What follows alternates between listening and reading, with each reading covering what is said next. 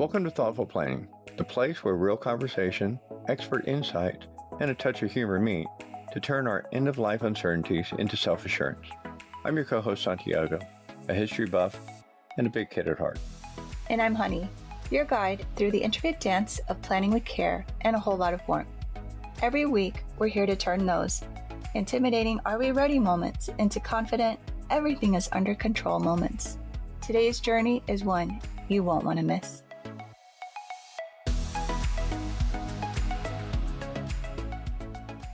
Hi, welcome to Thoughtful Planning. I'm Honey. I want to share a content warning for the listeners. This episode contains discussion about the role I took as a caretaker when my husband was battling cancer. The content may be emotionally challenging for some listeners. So, everyone will have their own experience. My goal is to share my experience as I remember it as a caretaker of a throat cancer patient in 2016. At the time, we were told this was the last stage before there was no options for a cure, so it was actually caught in the nick of time. So I'm going to share the good, the bad, and the ugly. So stop listening if you're not ready to hear this. In past podcasts, we've mentioned to plan while you're clear of mind. And we've talked about how during a crisis such as my husband's cancer fight, that there's really no time to plan because you're too busy fighting. Last week, which happened to be the end of September 2024, my husband had another surgery from the terrible side effects of radiation to widen his throat. And we got to talking, and we've never shared the details of what it's like to actually be in the fight. So we decided to share 2 podcasts with you. One, which is this one, will be from me to share the caretaker point of view, and one from my husband, the fighter, which will be released on October 22nd of 2024. But first, let's start with the essential question. Why is it important to plan for emergencies or end of life while you're clear of mind? So I'll start with our story. We had our final military move to Bernie, Texas, and we were excited for our new chapter. My husband mentioned he had something in his throat, and I thought it might be related to his recent root canal, as he mentioned some pain. So he was given some meds and still continued with pain. He went to the ER, and then they sent him to see the ear, nose, and throat specialist. Soon after, he had a biopsy, and then shortly after is when we were given the news. Through it all, I had a positive mindset that they were just being cautious and all would be fine. So when the doctor delivered the news that he had stage 4B throat cancer, it was as if I was in the Twilight Zone. The doctor left us in the room, and I was in disbelief.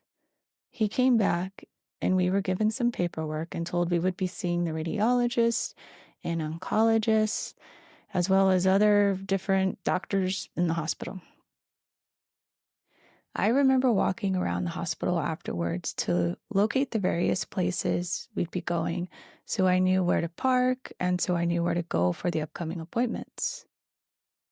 The doctor had also given us a support group to attend, which was located off base in San Antonio, because the support group within the hospital was only for active duty soldiers.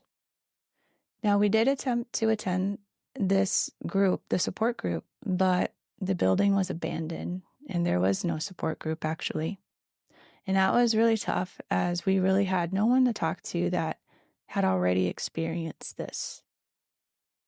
Now today, I am aware of several caretaker groups and even a throat cancer group on Facebook, which I will include those in the show notes in case you need them. After we got the news, we went to my mother-in-law's to give them the news, and we called our kids. Our son was about to start his freshman year at St. Mary's University, go Rattlers, and our daughter was about to start her final semester at North Dakota State University, go Bison. So I had just started my business on July 1, and actually that's when we moved into our home too, July 1 of 2016. I had one client. So I notified that client to let them know the situation and that I could still work, but my schedule was going to be erratic. And I gave them the option to cancel the contract.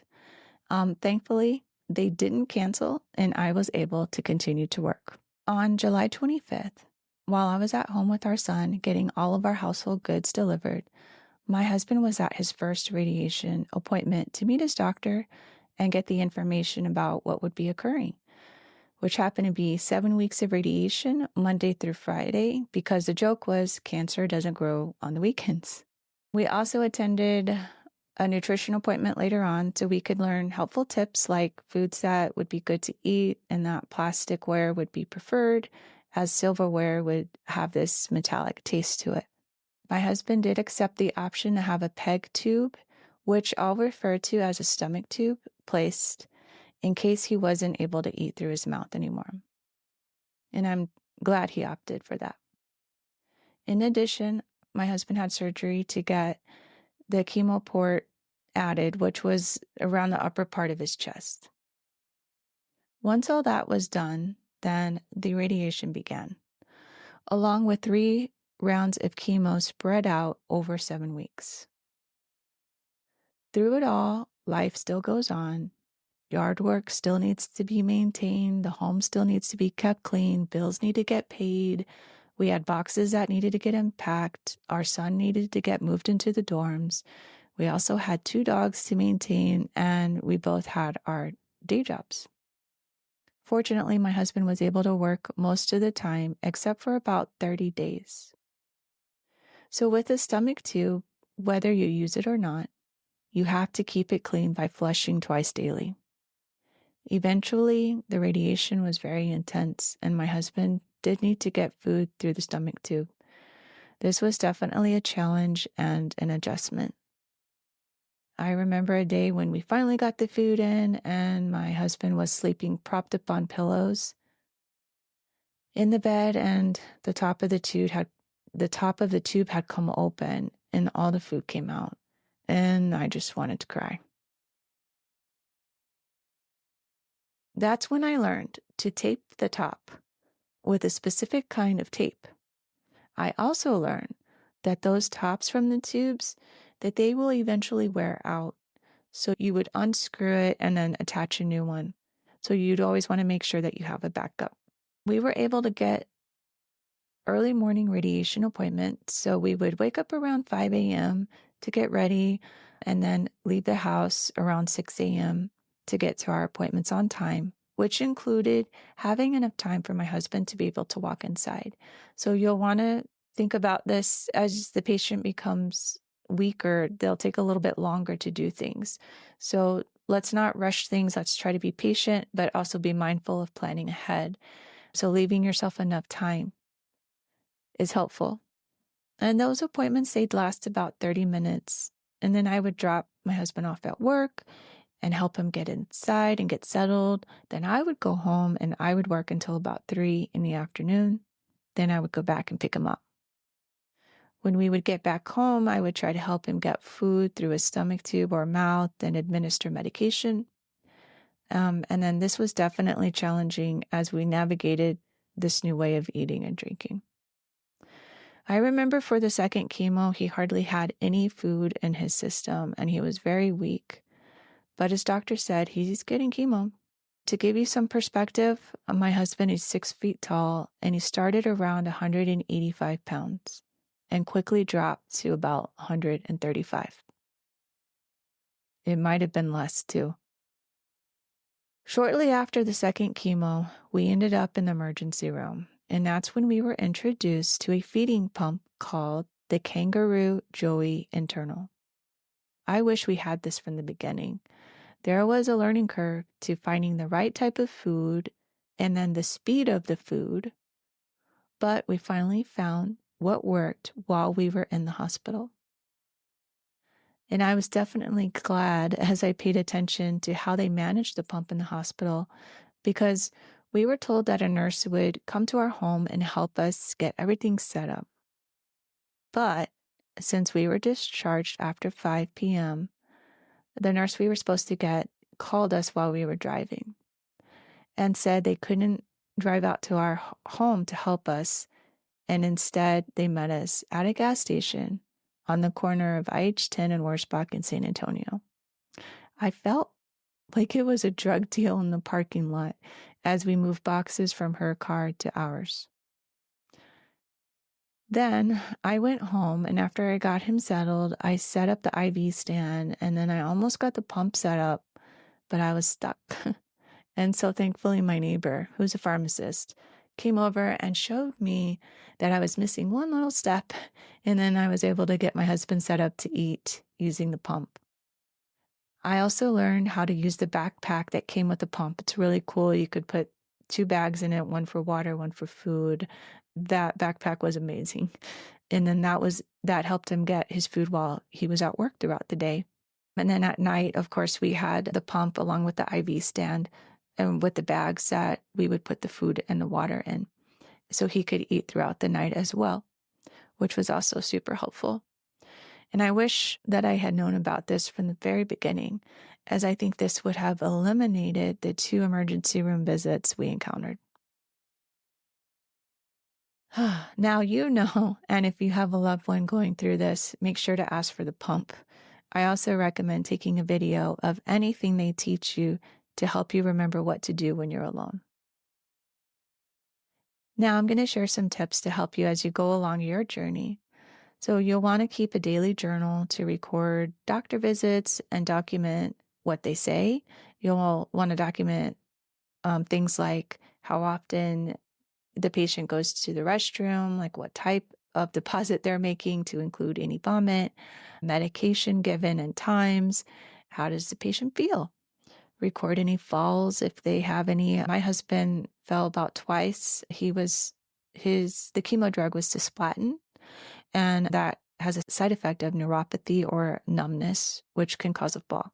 I actually eventually moved my desk downstairs to the dining room table so that I could monitor him while I worked. You'll also want to eliminate smells in the house, such as perfumes, flowers, even odors from cooking. I usually ate sandwiches or salads and would brush my teeth afterwards. If you have any guests, make sure to tell them, please not to wear any perfume, as this can cause nausea for the patient. I also recommend you get a pill crusher, a recliner that does not rock, a shower chair, and if you can afford a bed that elevates, that would add some comfort to the patient. If possible, I recommend you get all this stuff before the treatments begin. Personally, we were getting all this stuff as things were happening, so hopefully by me sharing helps you ahead of time. Now let's talk about some buckets. If you're in the San Antonio area and you're familiar with Bill Miller's, then you know what I mean when I say the tea buckets. I had at least 3 of the Bill Miller's tea buckets, and I would line those buckets with paper towels. So we actually had those select a size bounty towels, and you know how you can obviously select the size. I would grab 2, fold in half, and then lay it one way, and then get 2 more, fold in half, and lay it the other way. And pretty much that covered up the whole bucket. And this would definitely help my husband because he had to spit a lot. And so whenever he spit, then I could eat quickly and easily empty out those paper towels from the bucket and just replace with clean paper towels. And it just made for quick cleanup and very easy. And I had about 3. I would put them like where he sat in the living room and then on his nightstand. And then I just had a backup one to quickly replace as I would take one out to clean and then put a clean one in. You'll also want to get some vomit bags when you're in the hospital and keep those in your car for when you're traveling. Those will be very helpful. In addition, you want to get a go bag ready at all times. You'll have it ready. So in there, what you can include would be a couple of outfits because sometimes liquid from the stomach tube or even from the port, it wets the clothes or your pants and it just is not comfortable. So it's nice to have an extra pair of clothes to be able to change into. So keep 2 pair of extra clothes. And then you'll want to also include some deodorant, medical cards. your toothpaste and toothbrush, a phone charger, flip-flops and or slippers, a journal, the things that you've been documenting along the way, a list of medications, and if possible, all the medications. Bring them with you as you never know when you'll get stuck in traffic. And then a minimum of 2 water bottles, some gloves, or hand sanitizer to make sure your hands are clean. Now, I preferred that he not drive during this time as I wanted to be there for all his appointments and I didn't want him to have an accident either. And then another tip is when he would get medication, I would always make sure the doctor was prescribing liquid or a medication that could be crushed. So, not all medications can be crushed. So, you always need to ask. Either the doctor or the pharmacist should be able to tell you. And don't assume that because you're going through throat cancer that the doctor will prescribe these liquids because sometimes doctors aren't perfect and they forget. So it's always in your best interest to ask the question so you're not having to call the doctor and continue waiting for them to redo the prescription. And actually, to this day, we do still ask this question when going to the doctor if there's any medication prescribed, can it be in a liquid form? And actually, for Tylenol and Motrin, those do come in the kids' liquid form. So we get that, and you can just ask your doctor how much you should take for your body size.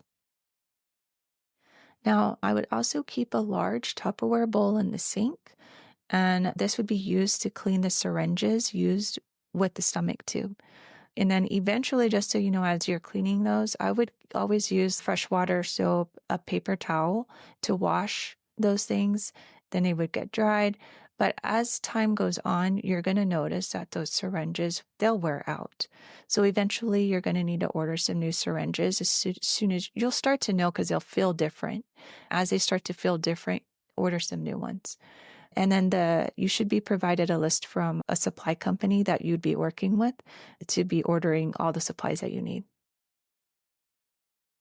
Now, towards the end, I was administering medication every 2 hours. And so I would lay all the medication out in the kitchen counter and get it as prepared as much as I could ahead of time, just so I could have as much sleep as I could during the night. Because if you can imagine having to wake up every 2 hours is very tiring.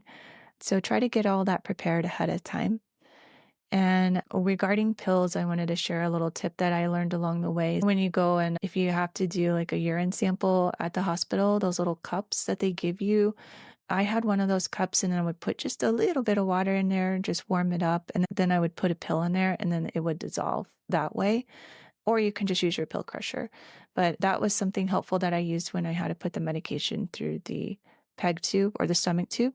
And again, you will just ask your doctor or the nurse that'll be there to give you their tricks that they might have too. All right. Also, we were fortunate enough to live around family, not too close, but close enough. So my mother-in-law, she would come every weekend and help. She was a lifesaver as she made sure that the house was clean. She would give our son a ride home from the dorms. She would make sure we were all fed, and she would prep the bandages for me to make cleaning the stomach tube fast and easy. You'll see, I'll leave in the show notes, I'll leave a link that you can go to get the supplies that I used. And it'll talk about all the bandages and all the supplies that I used so you'll know what I'm talking about. My brother-in-law, he also came over to take care of the yard. And like I said, we had just moved into our home. It was July 1. So even our builder at the time, he helped with our yard a few times too. He sent someone over to take care of that. And then I also had a neighbor that would deliver food a couple of times, which was appreciated. So if you have a friend that's being a caretaker right now, helping a loved one, maybe reach out and ask them, or maybe just send them a gift card. It could be a Visa gift card and they can pick whatever they want to pick to order their own food to help them out. Or maybe you can reach out to get their landscaping work done for their yard, something to that effect. All right, you'll want to be aware of the side effects from radiation. So they are continuous, and you will need to consult doctors on how to properly care for the teeth afterwards. Your loved one probably won't be able to open their mouth as wide as they used to. And they will also have to take special precautions, such as a hyperbaric chamber for certain procedures. So you'll want to make sure and ask anytime that you need to have anything done with your mouth. Make sure your dentist is aware and your doctors are aware, because you want to make sure you take those special precautions. Now, we've been very lucky as my husband is cancer-free, and I hope and pray that your loved one has the same result. All right, so I hope you have a better understanding of what being a caretaker is and does, and how you will just be exhausted. And this all means if you want to plan for things like a will, your medical directives, or powers of attorney, you're going to be overwhelmed. So this is why it's important for you to plan while you're clear of mind, because there's more to planning than just the few things that I referenced. And you really don't want to be worried about those things either while you're in the fight. You'll want to focus on rest and getting better, not on all the planning stuff. Plus, I think it's easier to talk about planning and death while you're not in a life or death situation. When you're in the fight, it makes it really difficult to talk about death. You really just don't want to. So I'll include a link in the show notes, like I mentioned, to some of the supplies that I used that would be helpful for you. Some things I just purchased at the local grocery store. But in the notes, I talk about how we would take surgical scissors and cut those bandages so that they would be easy to use when we needed them. Also, it talks about the type of food that we used. Like I said, there's an adjustment phase if you're noticing, and the doctors will help you understand all of this, but the patient may not adjust well to a certain type of food, but there are different types of foods that are out there on the market. So they will test, and then you'll find what works best for your loved one. All right. So again, keep in mind my list is from 2016. So some of the items listed may be outdated. So you want to just keep that in mind and just ask your doctor what's current for this time, for your current time. So as you think about the topic today, I want you to reflect on the essential question. Why is it important to plan for emergencies or end of life while you're clear of mind? Until next time, remember every chapter you write today shapes your legacy tomorrow. Thank you for joining us at Thoughtful Planning. And just like the vibrant hues of a setting sun, we're wrapping up another episode of Thoughtful Planning. Every shared story and insight is a step closer to turning uncertainty into celebrations of preparedness. Absolutely. And to our listeners, remember that every surprise that comes our way is an opportunity to grow, adapt, and learn. Stay tuned for more stories, expert insight, and of course, a touch of wit in our next episode. We're not just co-hosts, we're fellow travelers on this journey. For more information on additional resources, which will help you take the next step in planning, look for the link in the show notes for our membership. Join us next time for another episode of Thoughtful Planning. Until then, keep living, laughing, and loving every moment.